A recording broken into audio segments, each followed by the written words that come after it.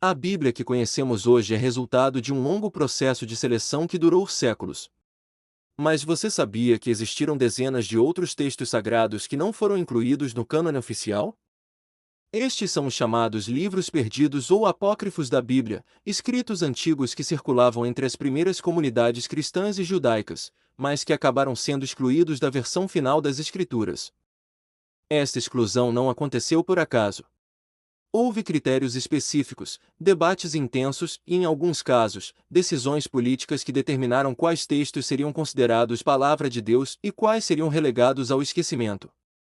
Hoje, vamos explorar essa história fascinante e descobrir o que esses textos perdidos revelam sobre as origens do cristianismo. O processo de formação do cânone bíblico. Para entender por que certos livros foram excluídos, precisamos primeiro compreender como a Bíblia foi formada. O processo de canonização, ou seja, a seleção oficial dos textos sagrados, não aconteceu da noite para o dia. Foi um processo gradual que se estendeu por vários séculos. No início do cristianismo, não existia uma Bíblia oficial. As primeiras comunidades cristãs tinham acesso a uma variedade de textos, cartas dos apóstolos, evangelhos, apocalipses, atos e ensinamentos diversos. Cada comunidade tinha seus próprios textos preferidos, e muitas vezes havia discordâncias sobre quais escritos eram realmente inspirados por Deus. Os critérios para inclusão no cânone incluíam a antiguidade do texto, sua ligação com os apóstolos, sua aceitação pelas comunidades cristãs e sua conformidade com a doutrina considerada ortodoxa.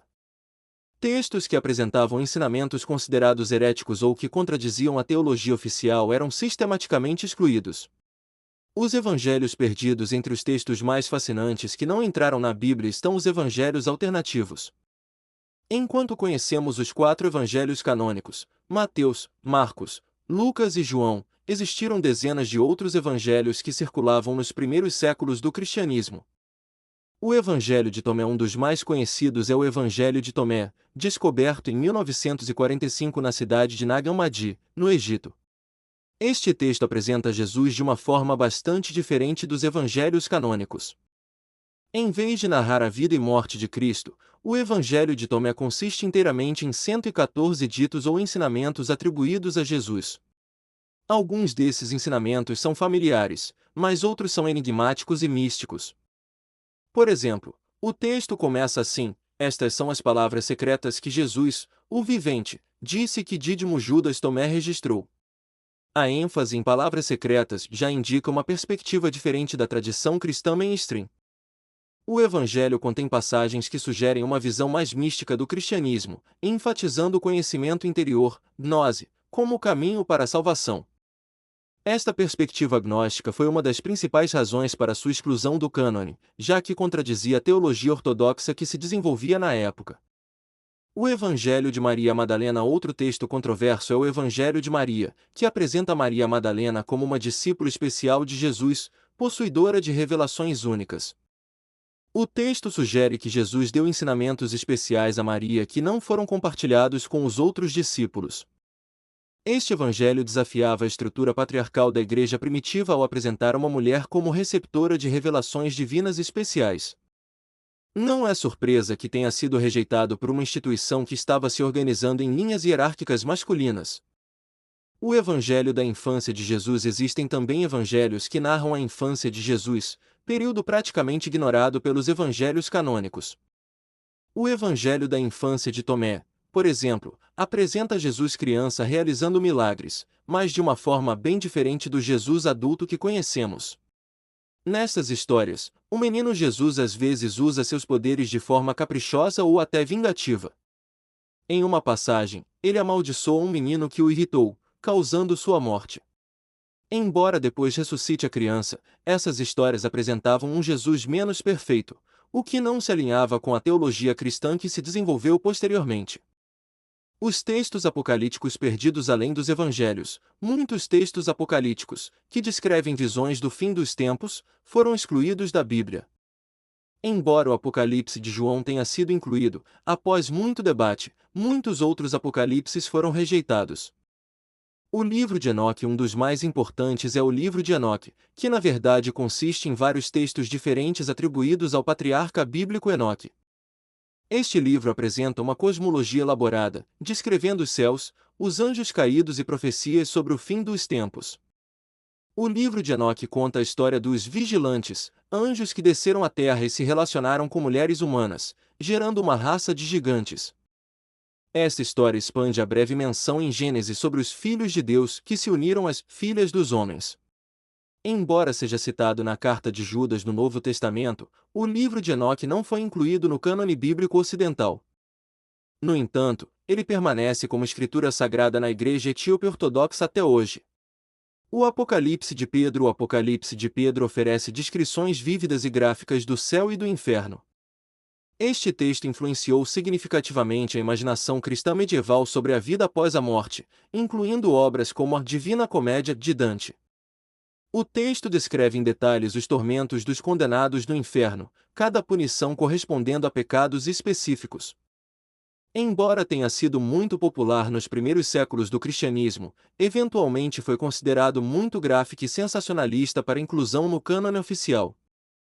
Os Atos Apócrifos dos Apóstolos, além dos Atos dos Apóstolos canônicos, que se concentram principalmente em Pedro e Paulo, existiram muitos outros textos narrando as aventuras e martírios dos demais apóstolos. Os Atos de João apresentam histórias fantásticas sobre o apóstolo João, incluindo milagres extraordinários e ensinamentos místicos. Uma das passagens mais curiosas descreve Jesus dançando com os discípulos antes da crucificação, cantando hinos místicos. Este texto também contém elementos docéticos, a crença de que Jesus não tinha um corpo físico real, mas apenas aparentava ser humano. Esta teologia foi considerada herética pela Igreja Ortodoxa. Os Atos de Paulo e Tecla. Os Atos de Paulo incluem a história de Tecla, uma jovem convertida por Paulo que se torna evangelista. Tecla desafia as convenções sociais da época ao recusar-se a casar e dedicar sua vida à pregação do Evangelho. Esta história foi popular entre as mulheres cristãs dos primeiros séculos, pois apresentava um modelo feminino de liderança religiosa. No entanto, precisamente por essa razão, foi vista com suspeição pelas autoridades eclesiásticas masculinas. Os textos gnósticos. Uma grande categoria de textos excluídos são os escritos gnósticos. O gnosticismo era um movimento religioso que enfatizava o conhecimento esotérico, gnose, como um meio de salvação. O Evangelho da Verdade. Este texto, possivelmente escrito pelo teólogo gnóstico Valentino, apresenta uma interpretação mística da mensagem cristã. Em vez de enfatizar a morte sacrificial de Jesus, o texto foca no conhecimento que Jesus trouxe ao mundo. A teologia gnóstica via o mundo material como uma prisão, criada por um Deus inferior, o Demiurgo, enquanto o verdadeiro Deus existia em um reino espiritual superior. Esta visão dualística contradizia a teologia cristã ortodoxa, que via a criação como boa e obra do único Deus verdadeiro. O Evangelho de Filipe. Este texto contém passagens que sugerem uma relação especial entre Jesus e Maria Madalena. Uma passagem famosa afirma que Jesus a beijava na boca e a amava mais do que os outros discípulos. Embora essas passagens tenham alimentado especulações modernas sobre um possível casamento entre Jesus e Maria Madalena, é importante lembrar que no contexto gnóstico, tais descrições eram geralmente simbólicas, representando união espiritual e conhecimento esotérico. Os livros deuterocanônicos. Existe também uma categoria de livros que foram incluídos em algumas versões da Bíblia, mas não em outras. Estes são chamados de livros deuterocanônicos ou apócrifos, dependendo da tradição. Os livros dos Macabeus. Os livros dos Macabeus narram a revolta judaica contra o Império Seleucida no século II a.C. Estes textos são incluídos na Bíblia católica e ortodoxa, mas foram excluídos da Bíblia protestante durante a Reforma. O Livro da Sabedoria e Eclesiástico. Estes livros de literatura sapiencial foram escritos no período intertestamentário e oferecem reflexões sobre a sabedoria, a justiça divina e a vida moral. Novamente, são aceitos por católicos e ortodoxos, mas rejeitados por protestantes. Por que esses textos foram excluídos? As razões para a exclusão desses textos foram variadas e complexas. Critérios teológicos. Muitos textos foram excluídos porque apresentavam ensinamentos considerados heréticos. Por exemplo, textos que negavam a humanidade real de Jesus, docetismo, ou que apresentavam uma cosmologia dualística, gnosticismo, foram sistematicamente rejeitados. Critérios de autenticidade. A igreja primitiva priorizou textos que pudessem ser ligados diretamente aos apóstolos ou às suas comunidades imediatas. Textos que claramente datavam de períodos posteriores ou que eram atribuídos falsamente aos apóstolos, pseudoepígrafos, tinham menos chances de inclusão. Critérios práticos. Textos que não eram amplamente aceitos pelas comunidades cristãs ou que causavam divisão também tendiam a ser excluídos. A igreja buscava unidade doutrinal, então textos controversos eram vistos como problemáticos. Influências políticas. Não podemos ignorar que fatores políticos também influenciaram o processo. À medida que o cristianismo se tornava a religião oficial do Império Romano, havia pressão para padronizar as crenças e eliminar variações problemáticas. O que esses textos nos revelam? Os textos excluídos oferecem uma janela única para a diversidade do cristianismo primitivo. Eles mostram que o cristianismo dos primeiros séculos era muito mais diverso do que muitas vezes imaginamos. Diversidade teológica. Estes textos revelam que existiram muitas interpretações diferentes da mensagem de Jesus. Algumas enfatizavam o conhecimento místico, outras a igualdade de gênero, outras ainda apresentavam cosmologias complexas sobre a natureza da realidade. Papel das mulheres. Muitos textos apócrifos apresentam as mulheres em papéis de liderança muito mais proeminentes do que nos textos canônicos. Isso sugere que as mulheres podem ter tido um papel mais importante no cristianismo primitivo do que a tradição posterior reconheceu. Desenvolvimento doutrinal. Esses textos também mostram como certas doutrinas cristãs se desenvolveram ao longo do tempo. Por exemplo, ideias sobre a natureza de Jesus, a salvação e a vida após a morte passaram por um processo de refinamento através do debate com visões alternativas.